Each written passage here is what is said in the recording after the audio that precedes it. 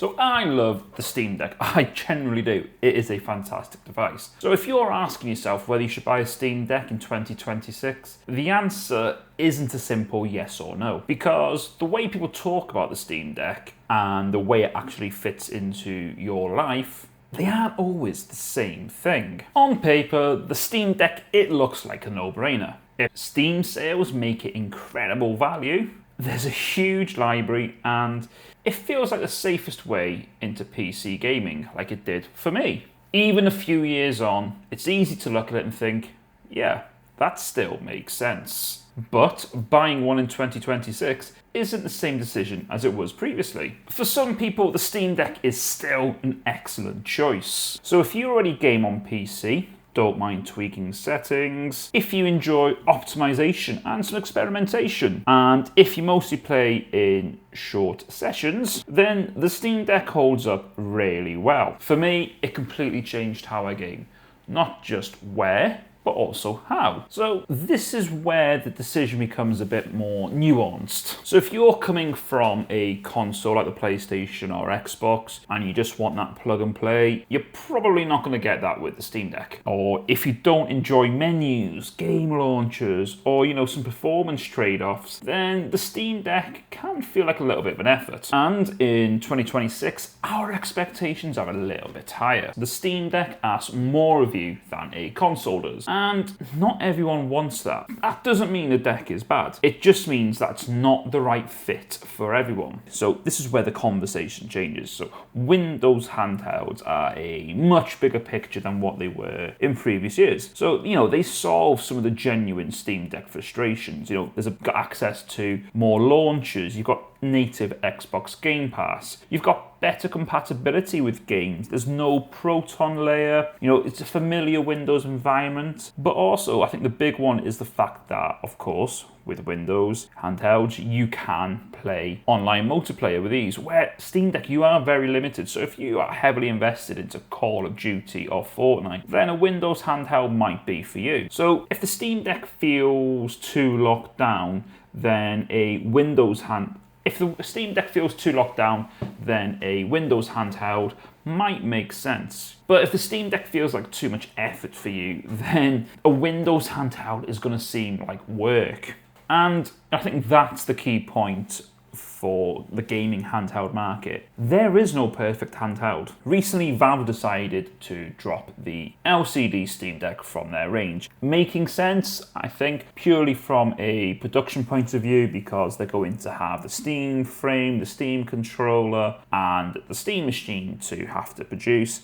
So dropping the LCD Steam Deck probably makes sense from a business point of view, but not ideal for us, the consumer. The reality that people don't really talk about, this is the stuff that you'll only notice over time. I've had a frustration where the small UI text, so when I'm playing Cyberpunk, it was quite hard to read some of the text on screen. Recently, I tried logging into Halo Infinite multiplayer and I had to go through an Xbox launcher and trying to read some of the text on that. It was a real blag. Now, you have constant performance decisions, so you got to think, right, do I want to prioritize battery life or do I want the game to look good? There's battery anxiety, which I talk about. Sometimes you could be constantly watching that battery level drain. Sometimes accessories can become necessary, like I've bought a controller and a dock so I can make the use of the Steam Deck on the big screen. None of these experiences ruin the Steam Deck or any of the handheld gaming enjoyment, the fun that comes with them. But together, they matter more in 2026 than they used to. I think one thing to remember with the Steam Deck is that you've got to lower your expectations. Games these days are heavier now, they are more graphically intensive, and the Steam Deck is a 3-year-old machine, and technology has moved pretty fast. Medium settings at 40 FPS is becoming normal. I think we've now got more reliance on FSR. In those AAA games, I think that CPU limits are becoming more limited. And there's now a greater divide between indie and AAA games. The Steam Deck hasn't gotten worse, far from it. It's just that games have moved on. I think before you invest this much money into a Steam Deck or another handheld, I think it's important that you ask yourself some questions. And I think asking yourself whether you enjoy tweaking, whether you want to play more indie or AAA games like Battlefield 6. How do you play your games? Do you play a lot of single player games, or are you into your multiplayer games? Do you want to be portable, or do you want to be a bit more comfortable? How happy are you with making compromises with your games? And I think the last one is, do you already own a PC? Now, if you can answer any of those questions honestly, then I think you'll know if the Steam Deck is right for you in 2026. Should you buy the Steam Deck in 2026? Well, if you want simplicity, buy a console.